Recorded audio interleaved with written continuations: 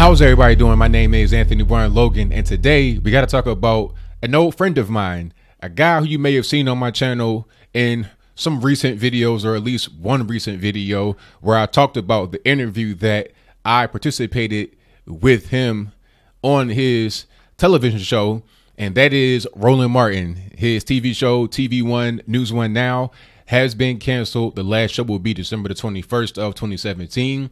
I've seen different reasons for it. I mean, you know, the basic reasons why a show would get canceled: lack of viewership, not being able to get ad revenue, just, you know, basic things why a show would get canceled. Now, it had been on for a while. I think it was on for like 4 years, but it may have been on a time before that. Okay. Now, when I got the news, a lot of people sent it to me, by the way, and shout out to all y'all who sent it to me. He had some very colorful and hilarious comments to go along with the story when you sent it to me. And I wanted to gloat right away because of how the guy tried to attack me on his platform. It seems like, well, I can't really say it seems like. I think, in my opinion, Roland Martin is there to be somebody that keeps black folks in line, keeps them on the Democrat plantation. Because he did not only attack me, he attacked many other people. He attacked Diamond and Silk. He attacked Steve Parsons, who is a preacher that was in support of Donald Trump.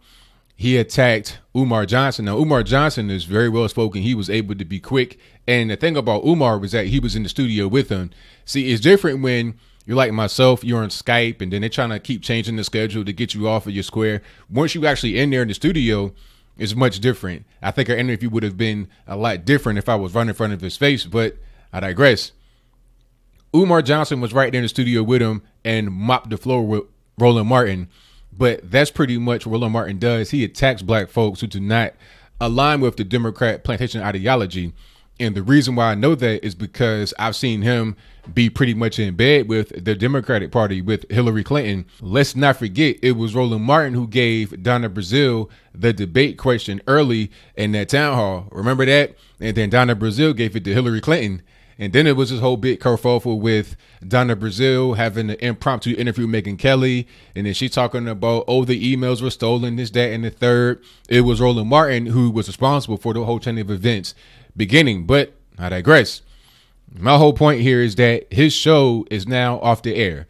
Now, like I said, I could have gloated. I could have been like, haha, you know, I have the last laugh. But you know what? I'm just like, okay, let's see what he's going to do next, because he did say that he is not totally done at TV One.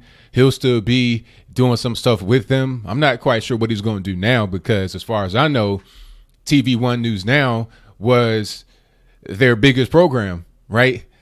I mean, what other programs does TV One have? I don't know, but you're going to have reruns of Martin and Living Single, New York Undercover, or some other kind of 1990s black sitcom. I don't really know. But what's interesting about this whole situation is the series of tweets that he put out, basically trying to blame those of us that are on YouTube, people like myself and many others, talking about free content. I'm going to read some of these tweets and then I'm going to react to them. I'm going to put the first one on the screen here. It says, folks think doing media is easy. It's not. It costs.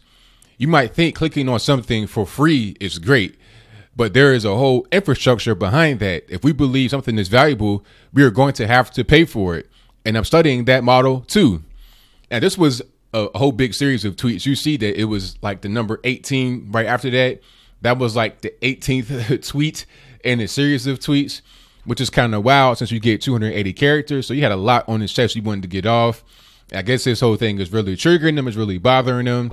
But to get to the actual tweet here, look, Roland, cord cutting is here. It's been here for years. I cut the cord years ago. Okay. I don't even have a cable box at all. Like, they're trying to give me the mini box. I just have the antenna just to get basic 3, 10, and 13. So I know what's going on with traffic and weather. And then, of course, if I want to watch a football game or a basketball game, I've not been watching too much NFL, unfortunately. You know, I love football, but the whole thing with the protests is kind of turning me off. So I've not been watching a whole lot of that. But basketball, I still watch the occasional football game in this local news. That's it. Is it going to snow? Is it going to rain? What's going on with the crime? That's it. So why would I pay to watch your program? It doesn't make any sense. And the thing about it is free content.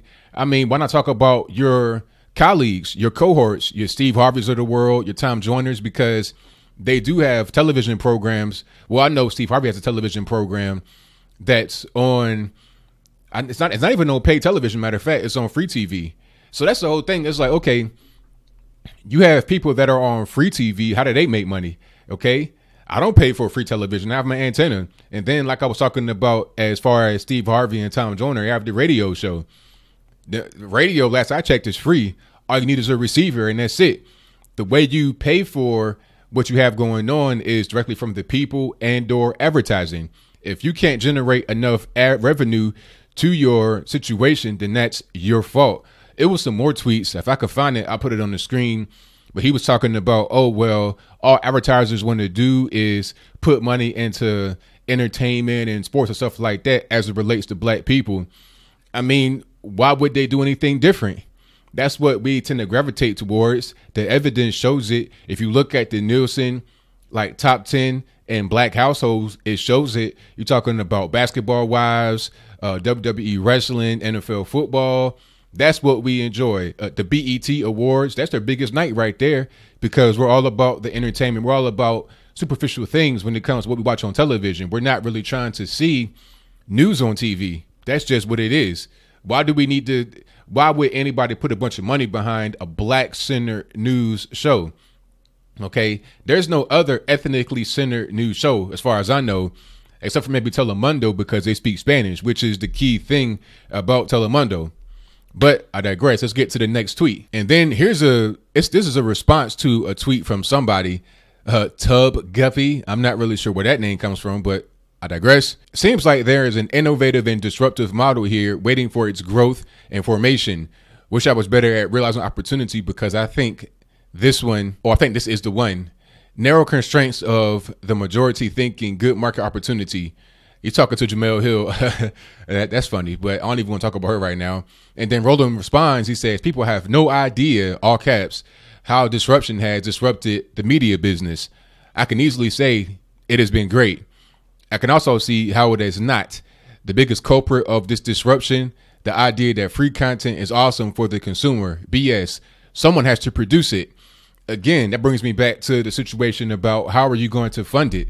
Tom Joyner, Steve Harvey, the people that are like right in your lane, that do things better than you, obviously, but they right in your lane. They have free content, okay? And they make a lot of money off of that. It's about how you're going to monetize it. Tom Joyner has the cruise he does every year. He has a lot of different things. He has a very loyal following and fan base.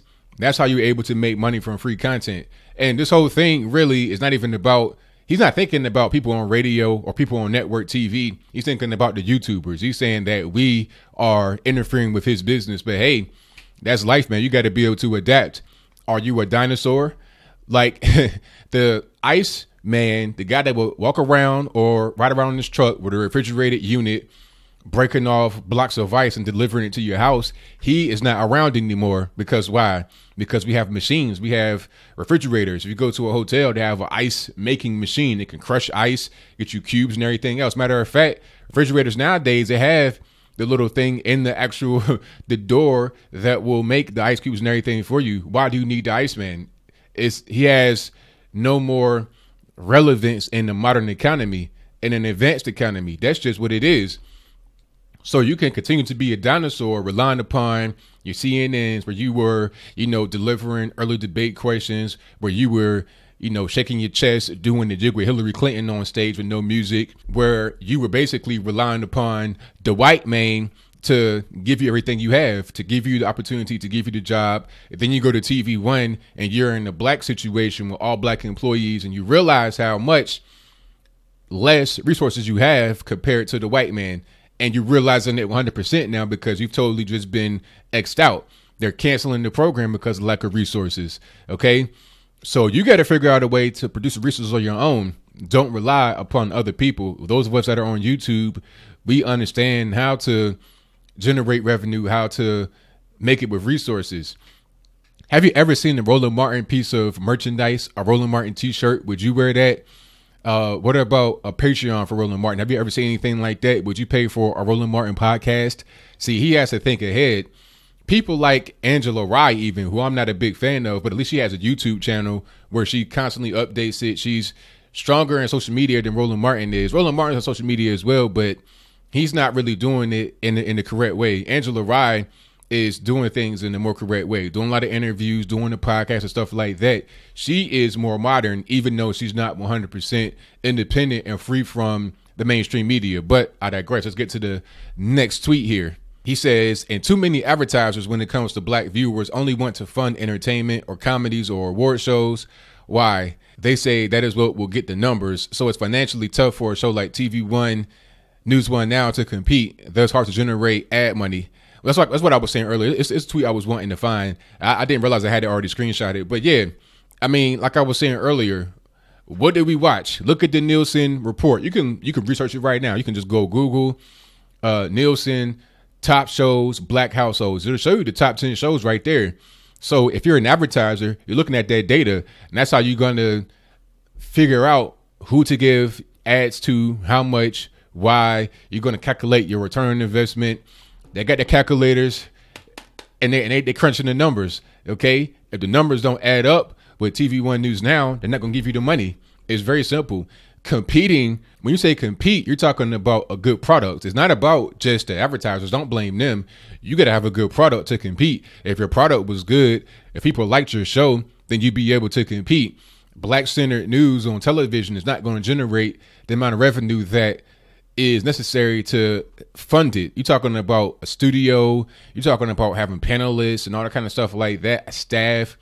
I'm a one-man band. I have probably more subs than Roland Martin has. So you got to put your attention and energy into the proper place. You got to have your resources spent properly. A lot of black folks don't understand how to spend money properly. They get a bunch of money. They get some investor money. They get ad money, and they misappropriate it. Why do you need to have a whole staff? When I called into your show and did the whole Skype thing, it was at least 2 or 3 people in the background that I can hear. Why do you need all these people? What is the purpose? Why do you need to have people that just answer emails? You need to consolidate your efforts. You don't need to be on television. Who's watching TV anymore anyway?